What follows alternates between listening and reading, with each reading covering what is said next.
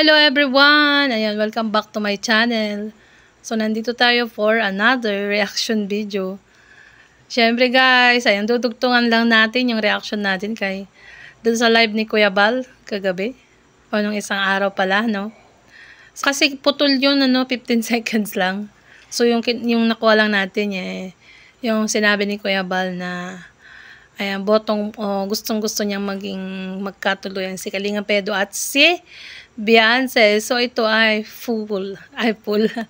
Mga 3 minutes to guys. 3 minutes video, mga kasulad, no? So, syempre, bago ko umpisahan ang ating reaction video, please like and share and subscribe sa aking channel. Syempre, support nyo na rin si Kuya Bal Santos Matubang, Ate Edna, Kalinga Prab, Jack Tapia Matubang, Kaang Kerte Boys, at lahat ng Team Kalingap Vloggers, si Small Kalingap Vloggers. So, umpisahan na natin guys. Ayan. So, talagang matutuwa kayo dito again and again, no? Ayan. Hindi mo sila maganda mga kalingap. Sabing, oy, maganda si Erica, maganda si, Sheila May. Ito yung pinag-uusapan ni Kuya Bal dito si Erica at Sheila May. So, kasi nalaman na ni Kuya Bal kay Kapidongski, di ba nag-upload si Kapidongski, tapos marami na rin nag-reaction sa lahat na reactor. So, syempre nalaman niya yung sinabi or isiniwalat ng tita ni Erica. Ayan. So, tuloy natin. Maitsura lang po. Maitsura lang. Ang maganda po si Beyonce. Yun ang totoo. Si Beyonce, ang tunay. Tama. Iba kasi ang may itsura lang sa maganda. Magkaiba kasi yun, guys. Yung may itsura, meron kang, yun nga, may panlabas na anyo, parang ganun. Hindi mo pa malalaman kung ano ba yung nasa kalooban, no? Kasi yung itsura pa lang yung nakikita mo. Unlike pag nakita mo talaga in person or nakasama mo, tas talaga siya, maganda. Yun ang masasabi mong maganda. Diba? Ayan. So, tuloy natin. Mabuti nga ulit, hindi siya napunta kay Erica si Ido. Na? Ido, Erica. Tapos kawawa si Ido pag napunta si Ido kay Erica. Oo naman. Buti nga Kuya Bal Dahil lumabas ng katotohanan, hindi natuloy ang... Ayan, dahil lumabas ng katotohanan, buti na lang. No, at hindi natuloy or hindi napunta si Kalinga Pedro dahil talagang kawawa. So sa mga dyan, pa ba? Si Kuya Bal na nagsasabi, di pa rin kayo naniniwala. Ayan, so tuloy natin. Kasi mag-ano siya Sabi ko, anong ganda ito? Plastic na ganda ito. Ha? Tama. Plastic. Ibig sabihin sa panlabas lang, yun yung ibig sabihin ng plastic. Yung sa kaloob-looban siguro may kunti lang naman sigurong kagandahan, pero yan ang kasi nga, 'di ba, sabi nga ng tita ni Erica ay sila butog. Yun ang sinasabi doon, 'di ba? Ayan, so tuloy natin. Payat pa, may tsura. Pero si Beyonce mga kalingap, malaman na maganda pa. Kung nagkataon po na sila ni Erica Idrica, kawawa po si Ido. Tama. Tapos ngayon, pinagpipilitan pa rin yan, Kuya Bal. Marami pa rin na yung supporters niya na post dito, nagpo-post. Ganon-ganon pa din. Ayun. Hindi sila makaget over or makamove on sa dati. Talagang pinagtatandem pa rin yung picture ni Edo at Eric at pinupost pa rin. Kumbaga yung mga dating picture nila ay pinagtatabi pa din at pinupost. Hindi pa rin sila nakaget over. Ganun ang ano eh. Nakikita ko naman minsan eh. Ayan, so tuloy natin yung sinasabi ni Kuya Bal. Buti na lang ano, ayan, 'di ba? Lumabas ang katotohanan. Ayan, nailayo si Kalingap Edo sa kumbaga kapahamakan or kanyang kasasadlakan. 'Di ba, guys?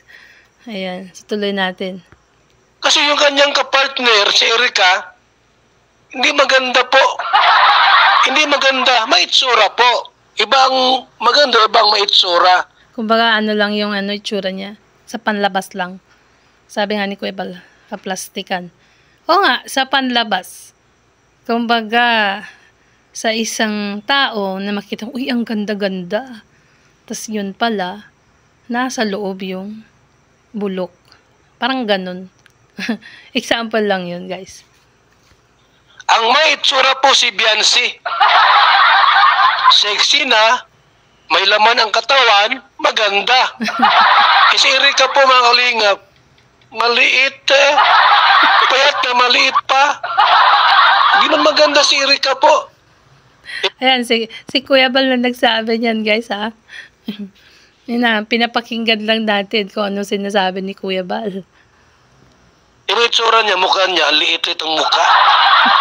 Nainggit itong si tita ay. Wala. Huwag ka maingit, tita. Dapat magpasalamat ka sa mga pamangkin mo.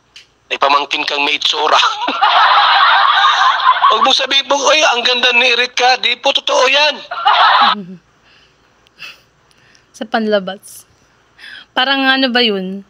Pang ano lang yun. Sabi ka na, hindi ko may tuloy. Ay. Mag-uupost ako. No! Hindi maganda si Erica. May itsura lang po. May itsura lang. May itsura lang nga, Kuya Bal. Pero yung kagandahan ng kalooban, parang wala. Malayo. Malayo sa, 100%. Baka yung sa 5% lang. May itsura lang. Hindi maganda. Ang maganda po ay si Biancy. Kaganda ni Biancy. Pag maglakaw po, magpasyon siya, kaya yung lubot, oh. Pagka daw maglakad daw si Beyonce at magpassion siya, gumigiling-giling, yun ang sabi eh. Kasi, ano yun eh, parang Bisaya yung pagkasabi or Bicolano yata yung sinabi ni Kuya Bal. Ayan, so tuloy natin. Oh, may lubot si Erica? O ay lubot? Si Biancy na ay lubot. Bakit ba, Kuya Bal, wala nang lubot si Erica? Pa ni Biancy, oy. Kaya tama yung, Edo and Biancy. Oh, pabor ako doon. Kahit sila po ay Edsy. Yes. Tama yan. Ayan, ang galing ni Kuya Bal, magkatuluyan, pabor ako. Bakit? Hindi siya magsisisi. Tama, walang sisihan, 'di ba? Hindi magsisisi si Kalingap Edo kay Beyonce. Kasi siya ang una. Una't huling. The first love. Pag sinabing first love never die.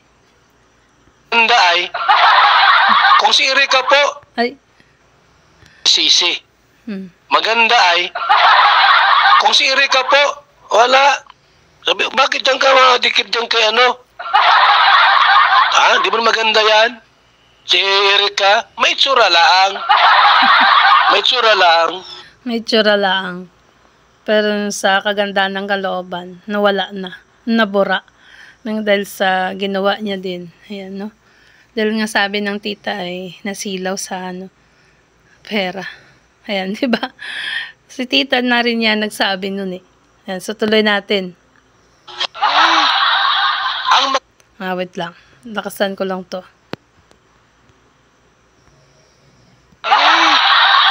Ang maganda po si Beyonce. Ganda ni Beyonce. Na-inlove ako kay Beyonce. Ida! Na-inlove na daw si Kuya Bal kay Beyonce. Naku, lagot ka, Kuya. Joke lang.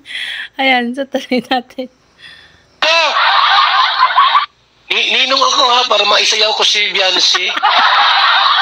Ayan, ang Kalingap Edo, pag kayo nagkatuloyan ni Beyonce daw, kunin yung ninong si Kuya Bal para maisayaw si Beyonce. In fairness, pagdating ng kunwari, mag-birthday siya Kuya Bal, pwede mong isayaw yan si Beyonce. Ayan, di ba? Ido! Pag may birthday, isayaw ko yan, ha? Huwag mo sunuhin. Yan, pag mag-birthday daw. O, tama. Sa ano pa naman, Kuya Bal? Sa September, ano pa lang ngayon? Malayo-layo pa. Mga ilang buwan pa.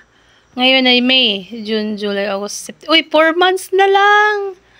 So, mag-ipon na tayo ng pamasahe para makapunta tayong diet. Si Bianca, sayaw lang naman. Pero si Erika, di bali na. Masayaw? So, di bali na po. Hindi, sabi ni John, kailangan ko makilala. Nabanggit tuloy ni Kuya Bal si Jun eh. Ayan. Kunin daw, magnininong daw si Kuya Bal pag kinasal ang EDSI. Ay! So guys, hanggang dito na lang po ang ating reaction video. No? Ayan. So sana ay, ayan, natuwa kayo, nagalak, o kaya sumaya. So good vibes lang din ang pagkakasabi ni Kuya Bal. Kung natamaan man sila, natamaan man kayo, nasa inyo na po yun, no? So guys, syempre, support and subscribe Kuya Bal Santos Matubang, Ate Edna Kalingap Rob, sa lahat ng kanilang kasamang Kalingap Vloggers, ang team Small Kalingap Vloggers, at ang KRT Boys, support nyo na rin, at si Kalingap Edo, syempre, ang ating YouTube channel, guys. And happy Mother's Day, everyone! Today is May 12, Sunday. So, pinagdiriwang ang Mother's Day. So, sana po ay sumaya ang mga nanay, mga lola, mga tita, mami, mama, mudra. Ayan, shoutout po sa lahat ng nanay sa buong mundo. Sa lahat ng always, no? Nandyan sa ating live stream, premiere, or uploads. At sa lahat na nagko-comment, God bless everyone. Maraming salamat po. Bye! Love you all. Have a blessed Sunday, guys. At mag-ingat po kayo palagi.